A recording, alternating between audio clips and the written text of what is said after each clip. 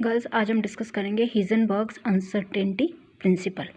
The moving objects with which we deal in our daily life have a well defined path and trajectory. Path और trajectory of an object with which we deal in our daily life can be determined by knowing position and velocity after regular interval of time।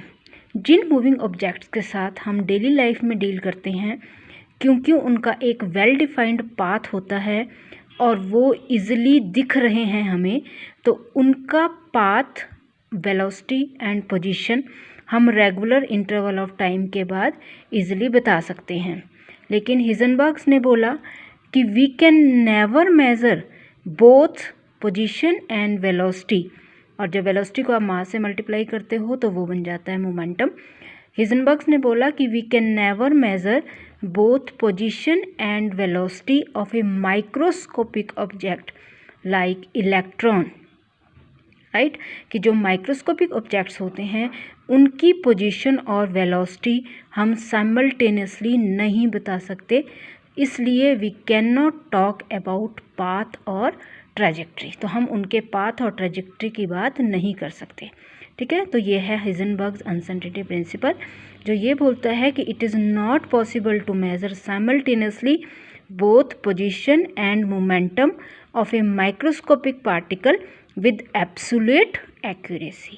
absolute accuracy means 100% surety के साथ हम simultaneously position and velocity नहीं बता सकते।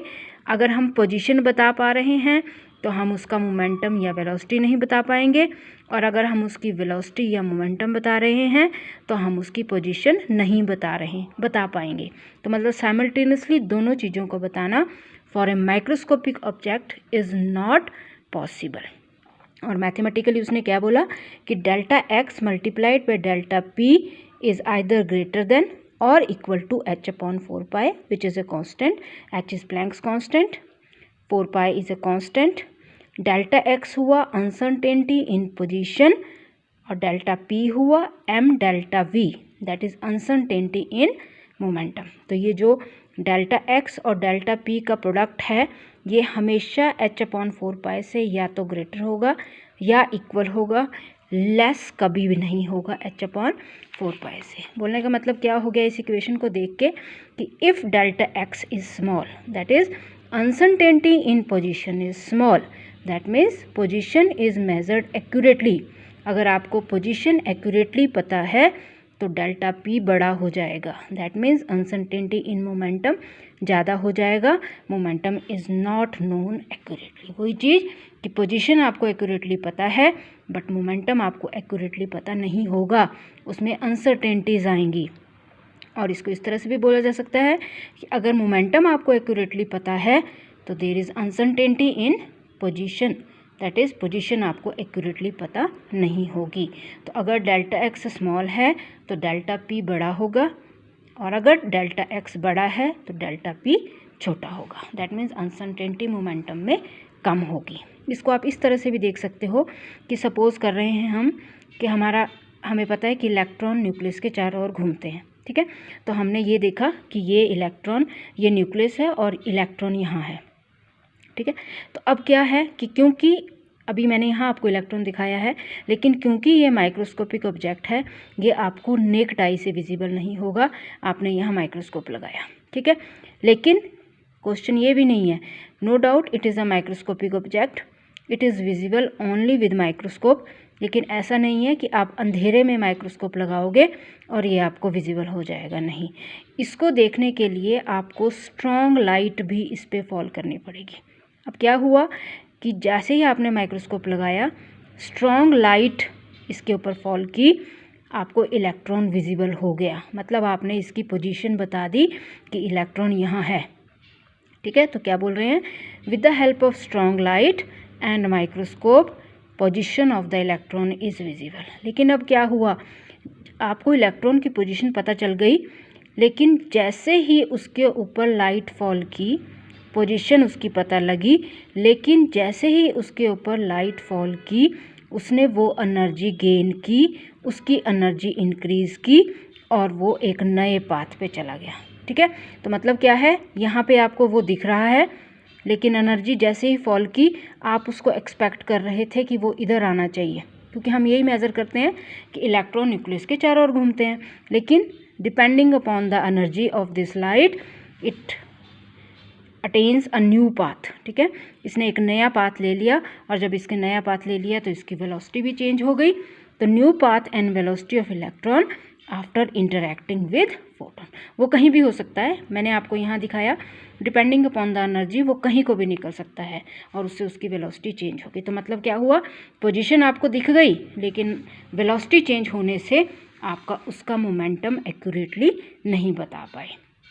तो बोलने का मतलब क्या है कि very act of measuring position of microscopic object causes change in momentum, कि अगर आपको पोजीशन देखनी है माइक्रोस्कोपिक ऑब्जेक्ट की तो उसकी वेलोसिटी चेंज हो जाएगी, उसकी मोमेंटम चेंज हो जाएगी। इसको आप इस तरह से भी देख सकते हो कि प्रॉब्लम किस वजह से आ रही थी, इस लाइट की वजह से, कि ये जो लाइट फॉल कर रही है उससे इलेक्ट्रॉन की वेलोसिटी चेंज हो रही है, उससे उसकी मोमेंटम भी चेंज हो रही है। तो आप क्या करोगे, लाइट ही फॉल नहीं करो यहाँ पे, लेकिन उससे क्या होगा, लाइट जब फॉल नहीं होगी तो वेलोसिटी चेंज नहीं होगी, मोमेंटम चेंज नहीं होगा, but electron will not be visible to you. तो बोलने का मतलब क्या है कि वेलोसिटी तो आपने एक्यूरेटली बता दी, मोमेंटम तो आपने एक्यूरेटली बता दिया, लेकिन पोजीशन आप बता नहीं पा रहे हो।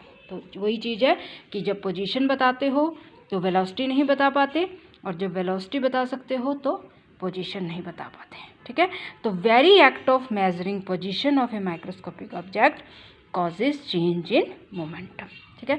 अगर सिग्निफिकेंस डेली लाइफ में पूछा जाए तो आपने याद रखना है, डेली लाइफ में इस हिजनबर्ग अनसर्टेनिटी प्रिंसिपल का कोई भी सिग्निफिकेंस नहीं है, क्योंकि डेली लाइफ में हम माइक्रोस्कोपिक ऑब्जेक्ट्स के साथ, मतलब प्रोटॉन, इलेक्ट्रॉन, न्यूट्रॉन के साथ डील नहीं करते हैं। हम बड़े ऑब्जेक्ट्स के साथ डील करते हैं जिनका एक वेल डिफाइंड पाथ होता है, वो आपको नेक्ड आई से भी विजिबल होते हैं।